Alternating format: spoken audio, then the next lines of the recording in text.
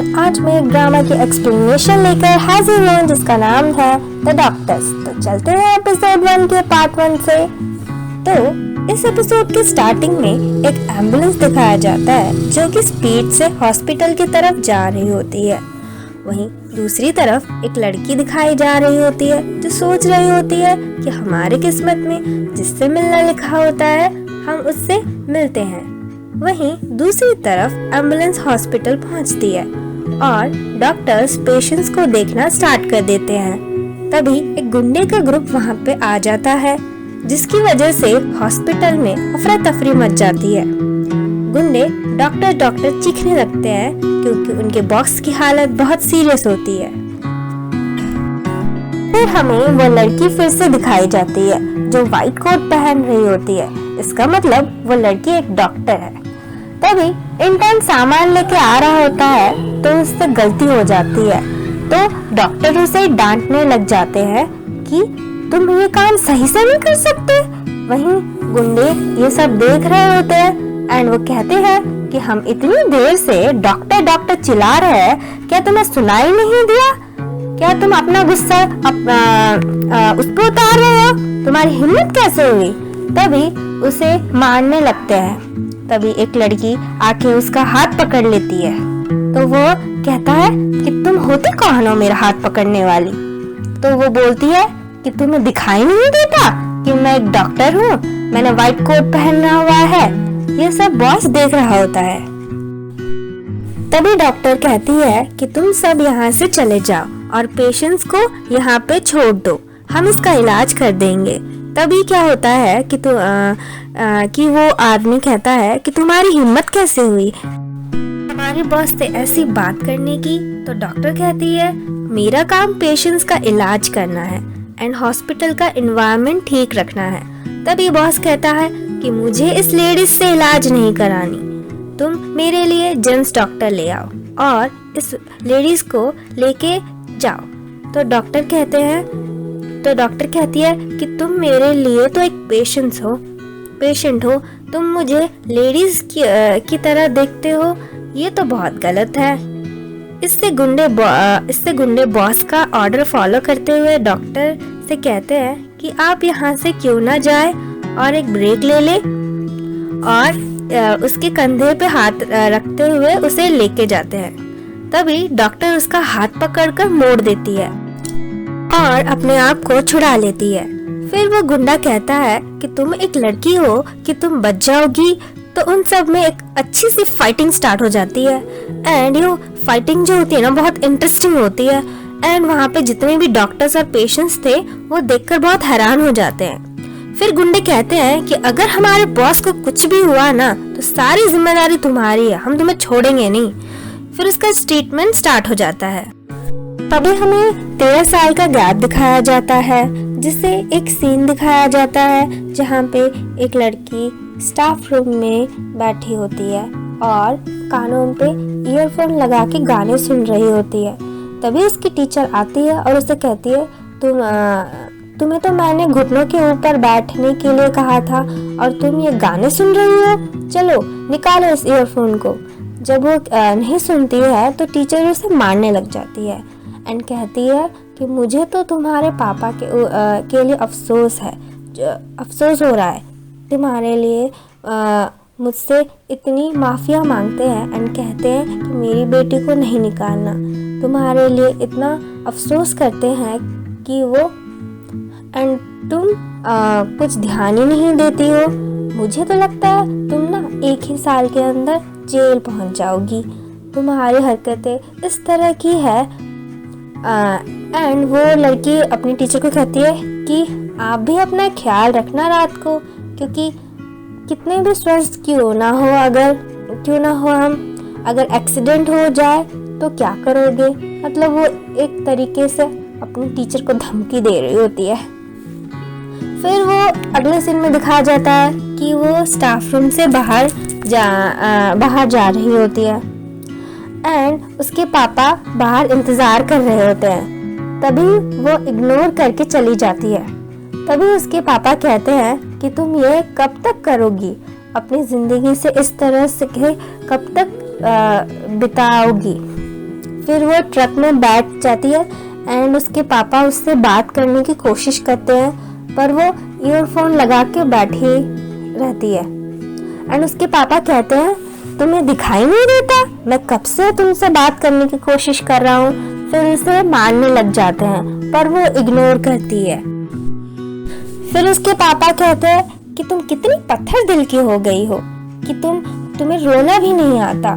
तो वो कहती है हाँ मैं बहुत पत्थर दिल की हो गई हूँ, इसलिए मुझे रोना नहीं आता। फिर आपने जैसे मेरी माँ को मार दिया था वैसे ही मुझे भी मार दीजिए। फिर शाम हो जाती है एंड वो अपने दादी के घर पहुंच जाते हैं एंड उसके पापा सामान नीचे उतारते हैं एंड उसे सामान देते हैं एंड उसे कहते हैं कि आज से तुम अपनी दादी के साथ रहोगी। वो कहती है कि आप मुझे इस गांव में क्यों लाए हो। एंड उसके पापा कहते हैं कि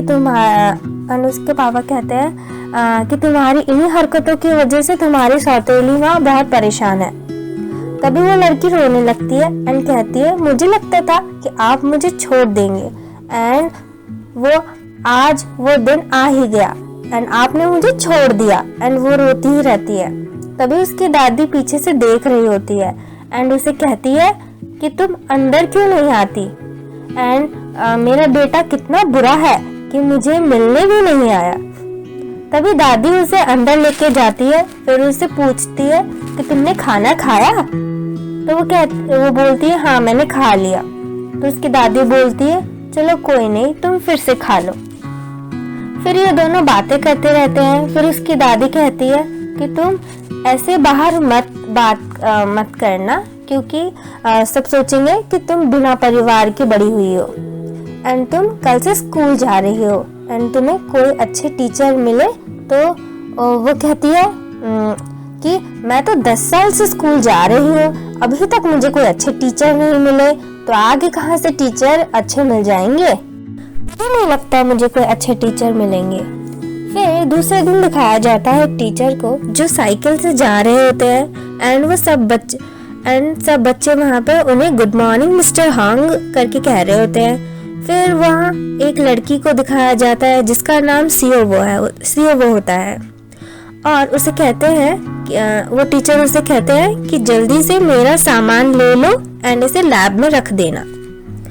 फिर वो कहते हैं कि पता नहीं ये टीचर मुझे ऐसे क्यों मिलते हैं एंड पूछो तो वो कहते हैं इसका कोई कारण नहीं है।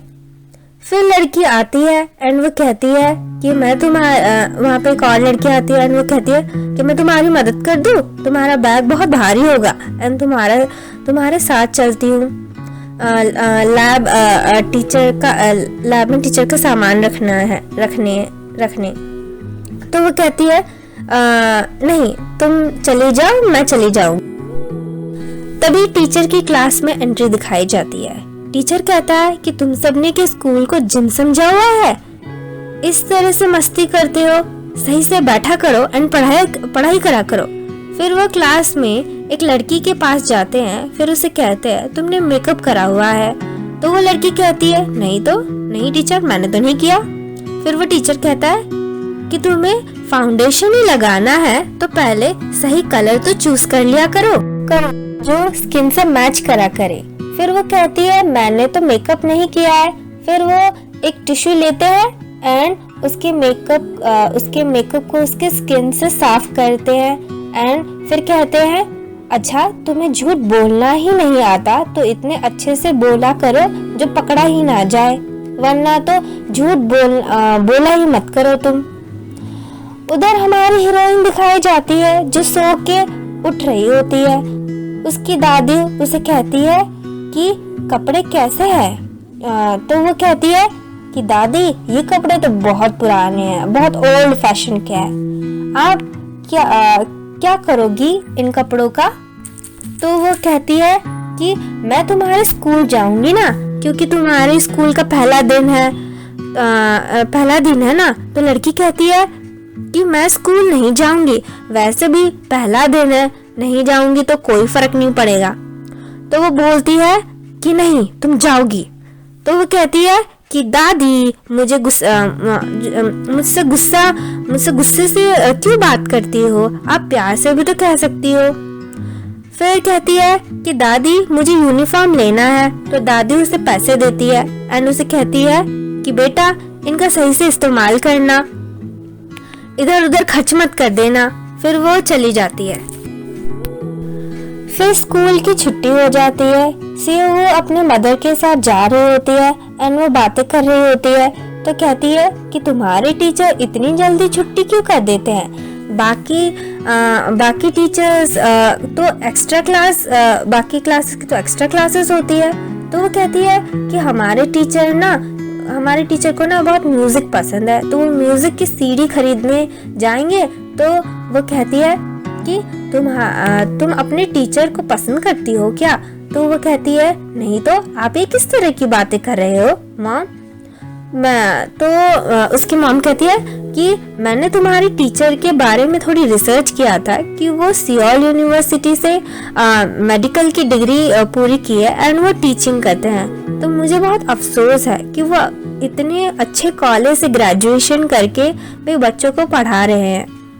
तो बेटा तुम्हें भी बहुत अच्छे से मेहनत करनी है एंड तुम्हें भी सियोल यूनिवर्सिटी में तभी तुम एडमिशन ले पाओगी। फिर ये दोनों बातें कर रहे होते हैं। फिर सीओ वो कहती है मॉम देखो, क्योंकि उनका एक्सीडेंट होने वाला होता है, तो उसकी मॉम एकदम से कार को रोक देती है एंड वो बच जाते हैं। एंड आज के एपिसोड में इतना ही। अगले एपिसोड के साथ हम फिर मिलेंगे। Okay bye.